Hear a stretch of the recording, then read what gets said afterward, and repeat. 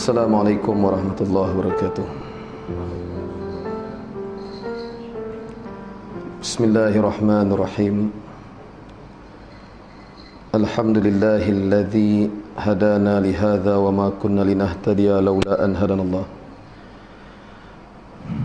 Asyhadu an la ilaha illallah wahdahu la syarikalah wa asyhadu anna Muhammadan abduhu wa rasuluh. Allahumma salli wa sallim wa barik ala sayyidina Muhammad wa ala ali sayyidina Muhammad. Rabbi syrah li sadri wa yassir li amri wahlul 'uqdatam min lisani yafqahu qawli. Subhanaka la ilma lana illa ma 'allamtana innaka antal alimul hakim. Wala haula wala quwwata illa billahil aliyyil azim. Ilahi anta maqsudi wa ridhaka matlubi wa ba'd. Al-Fatihah. A'udzubillahi minasyaitonir rajim. Bismillahirrahmanirrahim.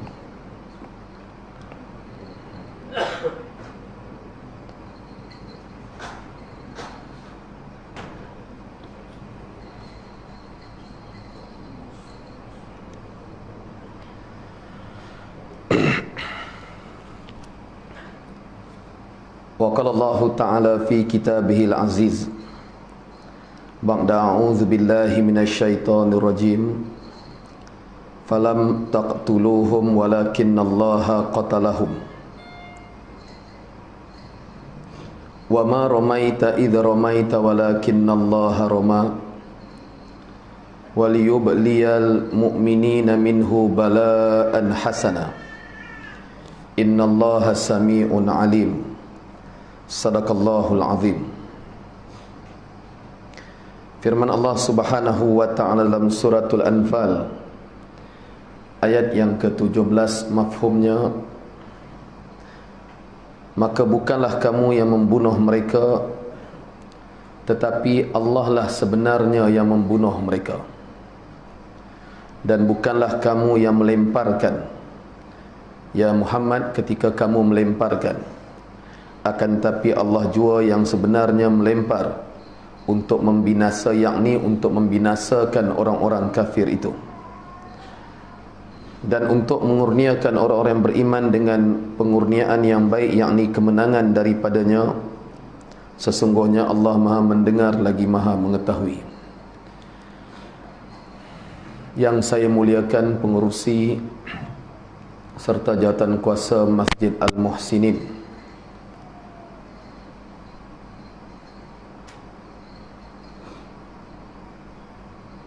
pegawai-pegawai masjid,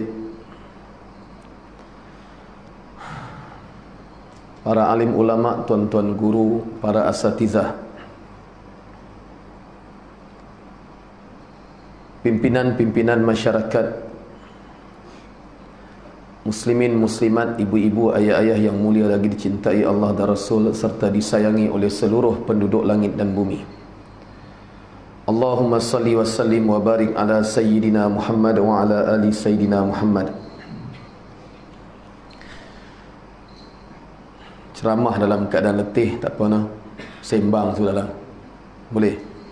Pukul 11 pagi dari Johor tadi. Straight non-stop. Sebab Waze, ETA Waze kata 8.28 malam sampai. Tak tahu macam mana boleh sampai awal. Saya bawa slow. Tapi duk baca doa lipat bumi tadi, tu yang dia cepat kot kan. Kereta saya tu bukan boleh laju, slow pelan 180 km sejam, bukan laju kan. Orang rumah saya rajin berzikir bila 180 km sejam. Kalau tidak, tak berzikir kan. Laki bini berzikir dua-dua. Ayah-ayah, ibu-ibu yang mulia, yang pertamanya saya mohon yang di luar masuk ke dalam. Penuhkan ruang dalam ni.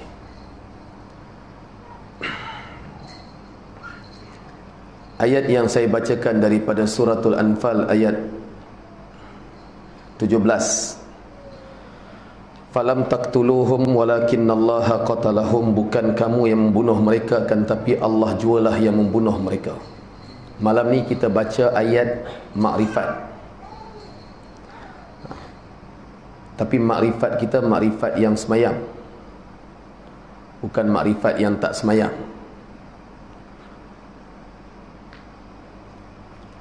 Ayah-ayah, ibu-ibu yang mulia, kecoh di media sosial sehari dua ni pasal isu makrifat, sampai makam makrifat dah tak payah semayang dah.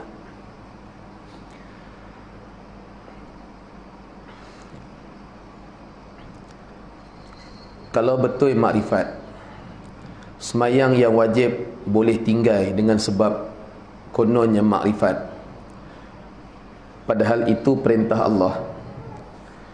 Kenapa lampu merah tak langgar? Pasal apa berhenti sedangkan itu perintah manusia kan? Lampu merah tu perintah manusia, so berhenti. Pasal apa berhenti? Langgar lah. Orang tanya pasal apa hal langgar lampu merah? Makrifat. Orang yang capai makam makrifat saja yang faham. Sepasal saya dah duduk pada martabat merasai Allah.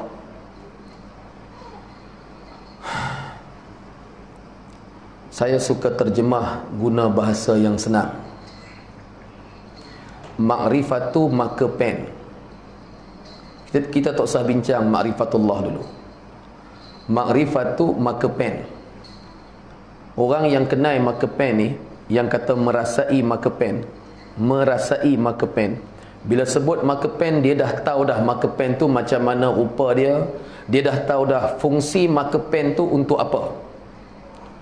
Kalau kita kata dekat dia, hang tolong pi ambil maka pen sat, dia jenuh fikir maka pen tu apa benda.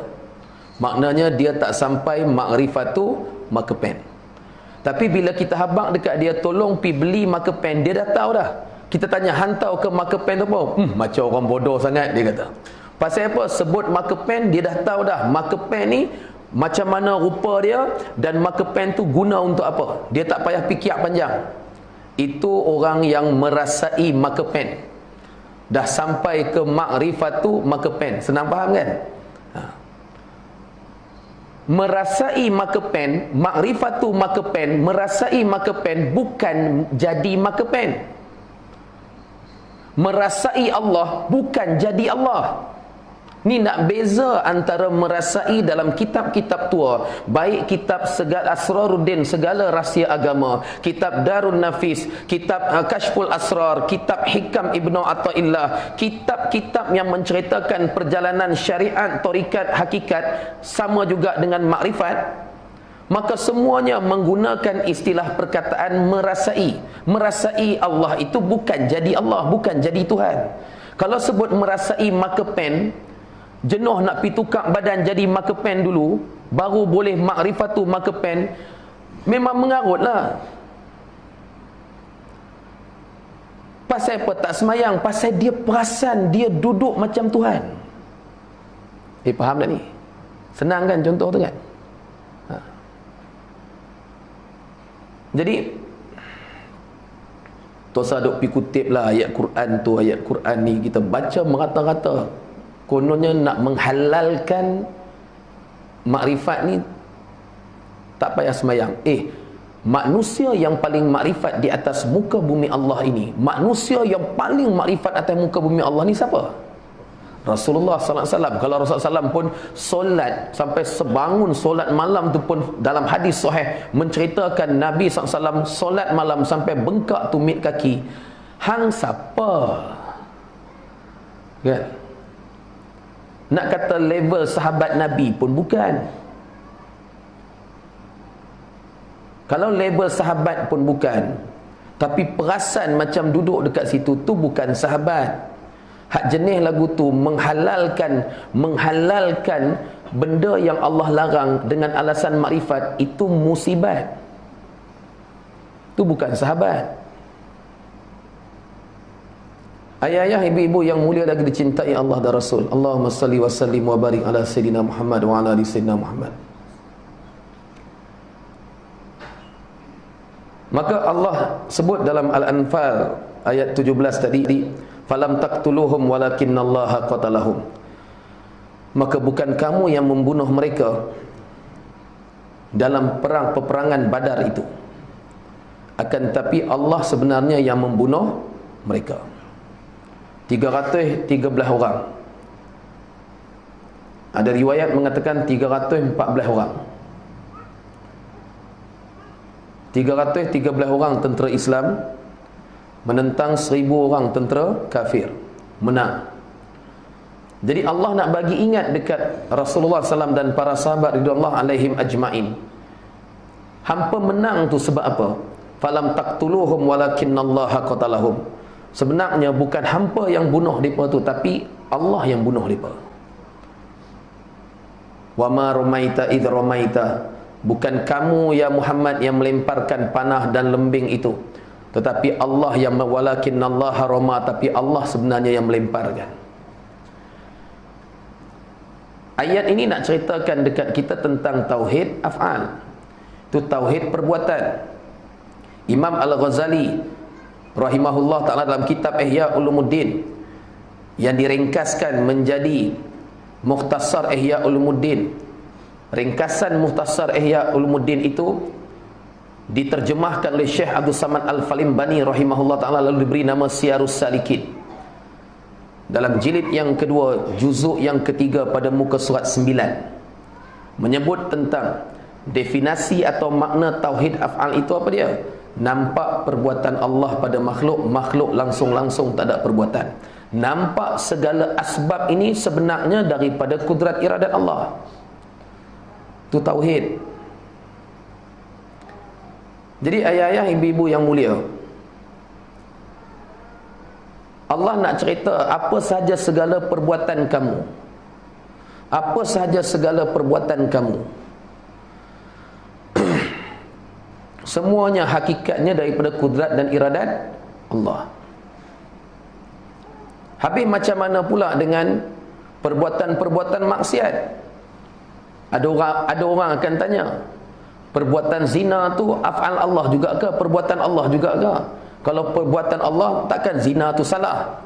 Orang minum arak, mabuk, langgam orang mati, perbuatan Allah juga ke? Kalau itu semua perbuatan Allah, pasal apa jadi salah? Mencuri itu af'al Allah, perbuatan Allah juga ke? Kalau perbuatan Allah, makna takkanlah benda tu salah. Maka jawab Syekh Nafis dalam kitab Durun Nafis, dia kata apa? Dia kata, adapun Allah menciptakan dunia ini dengan Allah ciptakan dua benda. Yang pertama, yang nama dunia itu Allah ciptakan iman dan taat. Yang kedua, Allah ciptakan kufur dan maksiat. Kalaulah yang nama dunia tu ada iman dan taat saja, tu bukan dunia. Kalau ada kufur maksiat saja, tu bukan dunia. Yang nama dunia ni dia ada dua-dua. Apa dia? Iman taat, kufur maksiat. Semuanya ciptaan Allah. Mana ada kuasa lain lah. Bila sebut ciptaan Allah, maknanya apa? Pada hakikatnya semuanya baik. Takkan kita nak kata Allah buat benda tak baik, tetapi kenapa kita tak kata? Kenapa kita tak kata? Walaupun kita tahu hakikat Allah, kena baca dengan ayat lain pula. Surah An-Nisa ayat 79. Wa ma asabakum min hasanatin faminallah. Apa yang menimpa kamu daripada kebaikan itu daripada Allah. Wa ma asabakum min sayyi'atin famin nafsik. Yang jahat itu daripada kamu. An-Nisa 79. Yang baik aku, yang buruk tu hampa, jangan kata aku, Allah kata. Ustaz ceramah dia sebut di hujung kan, yang baik daripada Allah, yang buruk daripada kelemahan diri saya. Ada jemaah angkat tangan, ustaz tak betul itu. Hakikat semua daripada Allah. Ustaz kena kata yang baik dari Allah, yang buruk juga daripada Allah. Dia lebih dari ustaz lagi. An-Nisa 79 kata, Allah kata apa? Yang baik daripada aku, yang buruk kamu, jangan sebut aku. Walaupun hakikatnya kita tahu semua benda daripada Allah. Adab kita dengan Tuhan, jelas kan? Kena baca dengan ayat lain. Jangan tak ambil satu ayat, oh ni semua af'al Allah, maknanya kalau Allah yang buat, maknanya zina ni baiklah, mencuri baik, merompak baik. Dia pusing kot tu. Saya tak semayang pun, Hampa mana tahu, saya yang sampai makan makrifat, hampa tak rasa macam saya rasa. Kalau saya tak semayang pun hampa takkan faham. Kita habang apa? Tu dalam letih. Kalau tak letih tak tahu. Kan? Jadi bila Syekh Nafis sebut tadi, yang nama dunia tu Allah cipta dua kan, iman, taat, kufur, maksiat. Tapi pasal kufur, maksiat tu Allah tak bagi buat. Pertama, sebab larangan Allah dalam Al-Quran bab zina, bab arak tu, benda-benda maksiat ni semuanya jelas Allah larang. Walaupun hakikatnya daripada Allah. Tapi kalau afan Allah, pasal apa tak boleh buat juga? Padahal hakikat dia baik.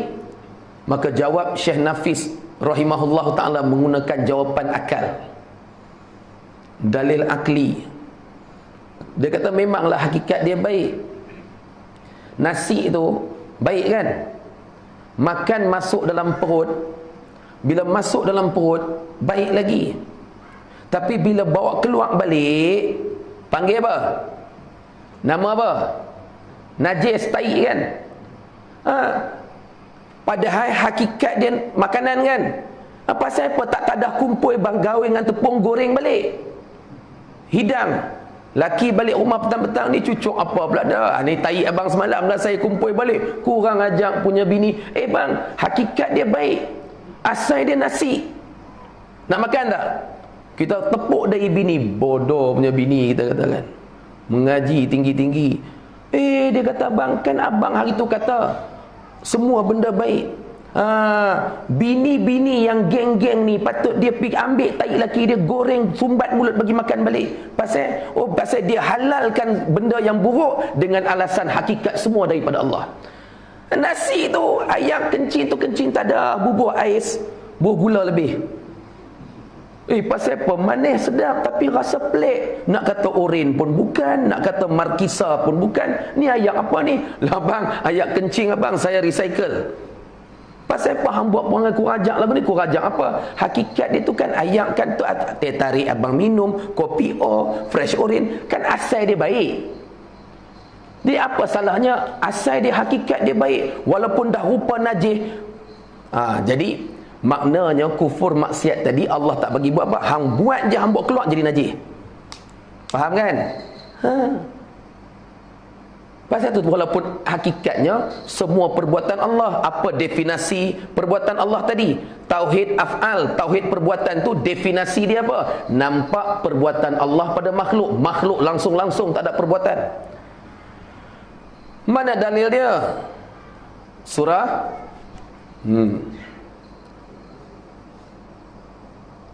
Surah As-Saffat ayat 96, tak silap saya.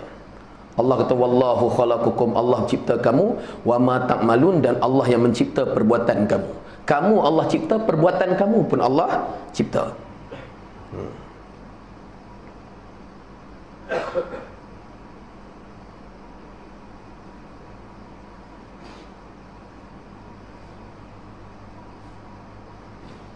Surah As-Saffat, betul. Surah As-Saffat ayat 96, betul. Ya. Wallahu khalaqakum, Allah cipta kamu, wa ma ta'malun, dan Allah juga mencipta segala perbuatan-perbuatan kamu. Tu jadi tauhid af'al, tauhid perbuatan. Yang kata Imam Al-Ghazali rahimahullahu ta'ala, barang siapa yang tiada mengetahui tauhid af'al ini, serendah-rendah tauhid tu tauhid af'al. Tak tahu, maka dia duk perasan, dia duk berasa semua ni dia buat. Dia kata ni semua dia yang buat semua. Dia marah dekat anak bini dia. Kalau aku tak bagi hampa makan, tu dia bapak punya syirik. Kita syirik tak perasan kan? Syirik tak perasan. Kalau aku tak bagi hampa makan, kalau aku tak bagi hampa belajar, hang ingat lebih cerdik. Ayat tak perasan.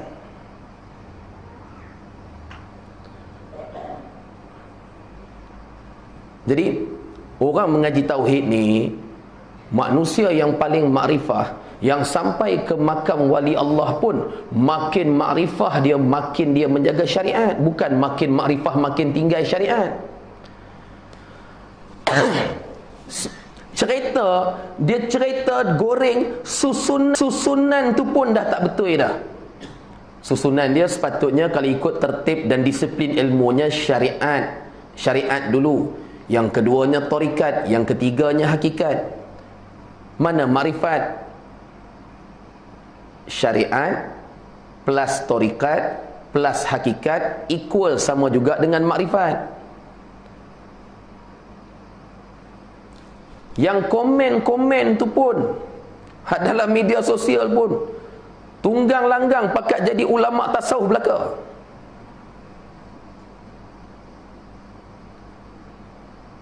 Sebab tu jahil ni tak apa. Makna orang jahil ni apa dia? Jahil bila dia jahil, dia tak erti, dia mengaji. Makna jahil annahu yadri fahuwa la yadri. Dia tak tahu, dia tahu kata dia tak tahu. Orang jahil ni siapa dia? Annahu yadri fahuwa la yadri. Dia tahu kata dia tak tahu, lalu dia menuntut ilmu. Tu orang jahil. Yang kita risau ni dan kita minta berlindung dengan Allah, jahil murakkab. Jahil murakkab ini apa dia? Annahu la yadri fahuwa la yadri. Dia tak tahu kata dia tak tahu, dia perasan macam dia tahu.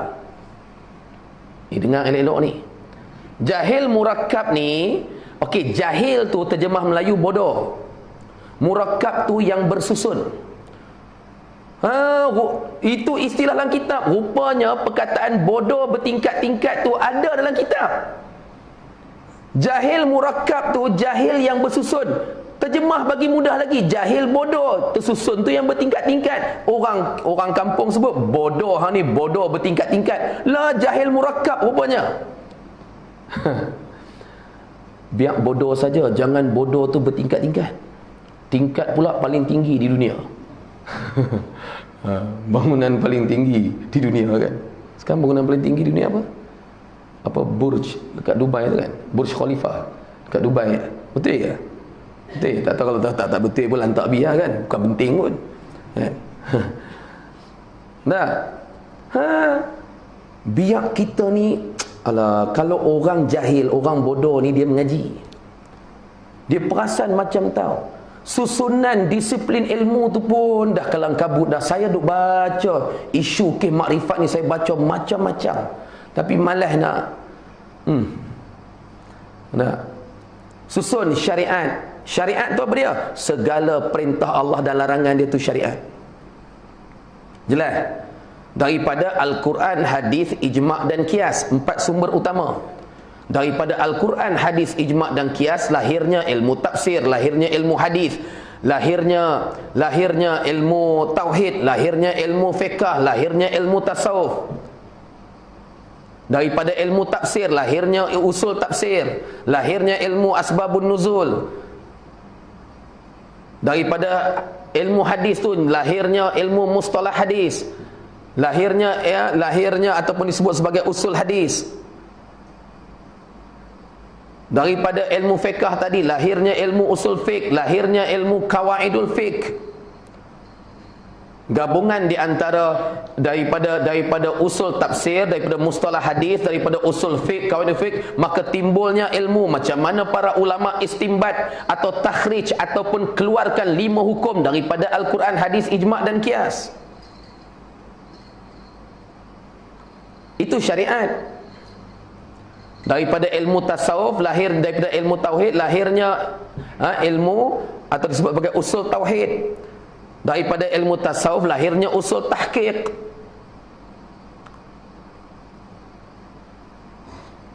Memahami Al-Quran dan hadis itu pula dengan kalau ulama-ulama dulu syarat seorang mujtahid pun apa dia? Dia seorang yang hafiz Al-Quran, seorang yang hafiz hadis, hafal dengan sanadnya sekali. Kalau dia hafal satu hadis dengan sanadnya sekali. Kemudian dia orang yang fasih bahasa Arab, orang yang alim dalam ilmu nahwu, ilmu saraf. Apa dia ilmu nahwu, ilmu saraf tu? Itu ilmu tentang grammar atau undang-undang bahasa Arab. Dia alim dengan dalam ilmu mantiq, dalam ilmu balaghah. Nak keluar 5 hukum wajib, sunat, harus, makruh, haram tu, dia kena tahu alim ilmu balaghah, ilmu mantiqnya. Lahir alim dengan ilmu arut. Sebut ilmu arut lagi. Ilmu apa benda pula dah? Itu syariat. Tariqat itu, tariqah atau tarikat itu, kita bahasa kamusnya, tariq itu jalan. Apa dia? Segala perlaksanaan kita bila menadah kitab tentang solat, rukun solat 13, syarat sah solat, bagai kita dah mengaji semua, bila berdiri angkat takbir Allah ketika melaksanakan, itu tarikat. Jalan pelaksanaan itu nama dia tarikat. Maka rasa yang Allah bagi itu, itulah hakikat. Kita hanya boleh usaha ikhtiar syariat tarikat saja. Hakikat tu kurniaan dia, bukan dakwa dakwi. Gelas yang sama, katalah ni kopi O, si A minum, dia kata pahit. Gelas yang sama bagi pula B hirup, yang si B hirup pula, dia kata manis buah, dia kata. Yang si C pula minum, dia kata apa? Manis melecah. Padahal tiga-tiga orang tu gelas yang sama, betul? Pasal apa yang ni rasa pahit, yang ni rasa manis buah, yang ni rasa manis melecah, padahal gelas yang sama? Nak cerita rasa itu kurniaan Allah, bukan dakwa dakwi.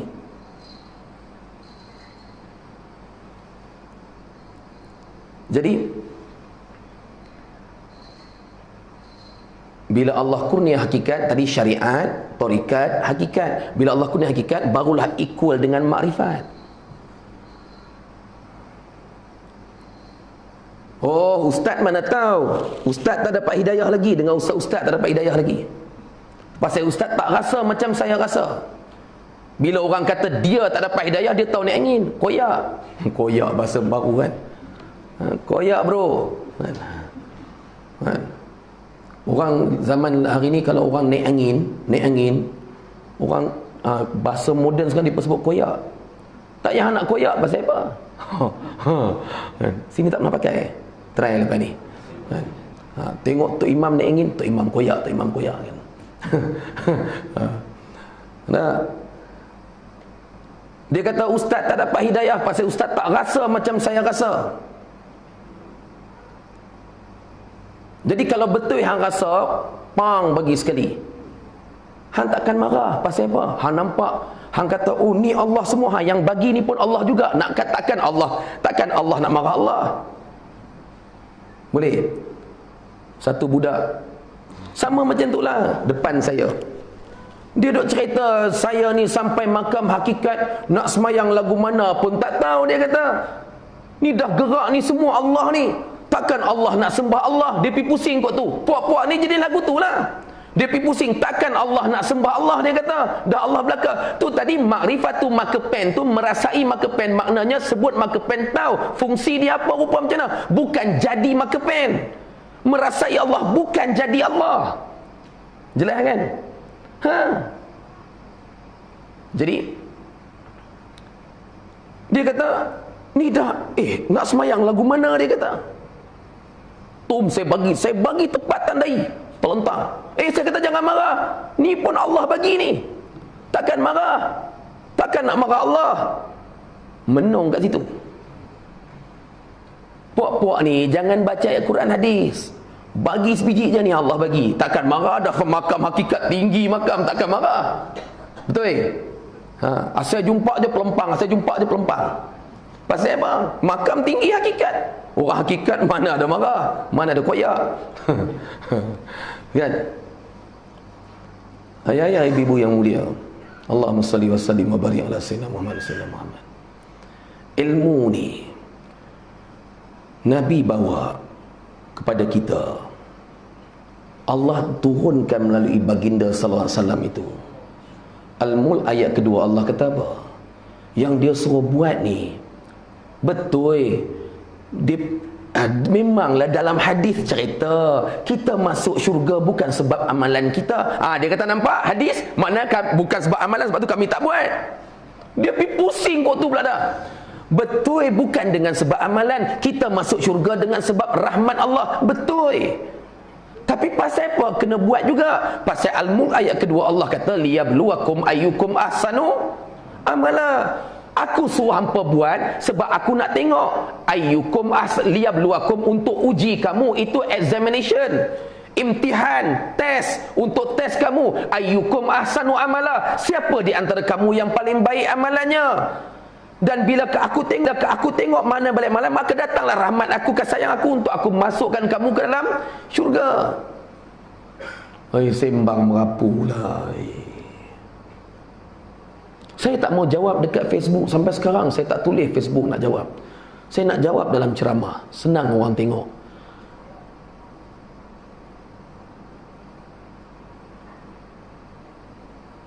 Dia jadi pening, jadi melayang-layang, jadi berong kok mana pun tak tahu. Tahu berong? Sampai dah tak boleh jawab dah. Taklah ni macam ni lah. Hampa nak semayang-semayang lah, aku tak mau sudah. Buahlah.